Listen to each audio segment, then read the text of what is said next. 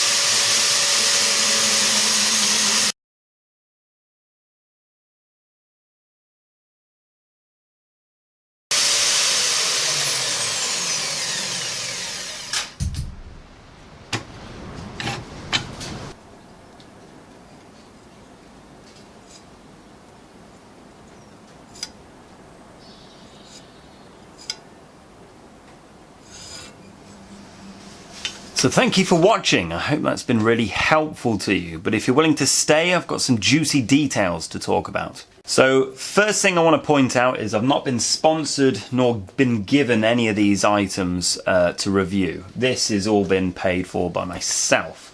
Other than Tough Saws did not know who I was before giving me that spare blade. I bought 4 altogether and they gave me a 5th one absolutely free. Really grateful because they are wicked saws. All in all, everything else cost me, well, the saw was £198. The pump and all the little gubbins was another £10. Oh, the tray itself actually was only £7. Although they seem to vary. Next time I went on Amazon, it went up to £14. But I'd shop around for the best deal. Just make sure it's wide enough for what you want. So you're probably wondering, because you probably saw it, that I had an Evolution Raptor in the background. That's that saw right there. Now the biggest difference between the two saws is the cost of the blades. So the blades for this are £10, 10 British pounds. Blades for the Evolution, however, are £100. These are 1/10 the price. Now I would say with proper cooling and correct use, the blades for this will last longer than those other blades, than the tungsten ones. They're fantastic and they're cheap as chips. So things that I don't like about this saw, one of the wheels is slightly off-centered, so there's a bit of a rock when it turns and that could crack the casting over time. Other than that, I'm actually really happy with it all, the quality and everything, really.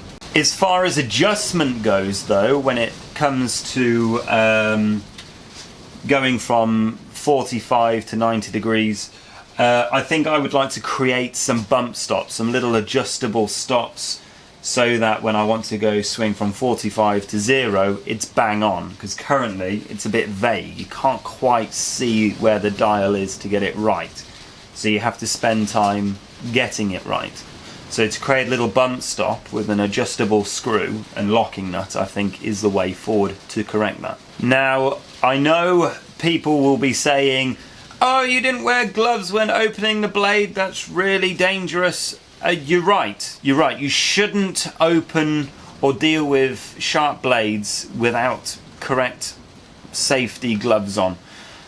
All I'm going to say is I've been messing around with these things for 10 years now and I've stopped caring, but you should be safe. So all in all, I can't see much difference between this and a very expensive industrial saw, other than how long it would last over a long length of time, and also the capacity of what you can put into it. On a 45-degree angle, you really can only cut about 60 millimeters of thickness of material on a 45-degree, which is a bit rubbish, although if I handheld it I can increase that capacity.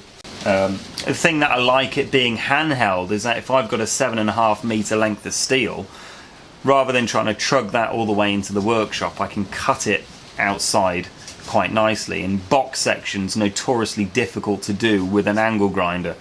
So this solves many issues. So as always, if you want to find out more, or if there's more information you want me to touch upon, literally just mention it in the comment section below and I'll probably respond. But even if I don't, there's lots of people with lots of knowledge who will respond also, who have either got one or experience with one, or even other modifications that are a good idea to have. Because I know that this trigger auto thing that I did is not a good safe idea. You could make that safe by putting in a trigger switch, so as the saw drops all the way down, it automatically switches off. That's obviously a bit more effort to figure out and get right, but as far as I'm concerned, it's pretty good as it is. I just got to keep an eye on it. So I hope that's been very helpful, and hopefully I will see you in the next episodes. I've got the stag's head to come. I've had to redesign it. That's why it's taken so long. All of that 4140 in the fork truck tines I'll be turning into lots of tools and other yummy things. And I've got a lot more blacksmithing projects because people have been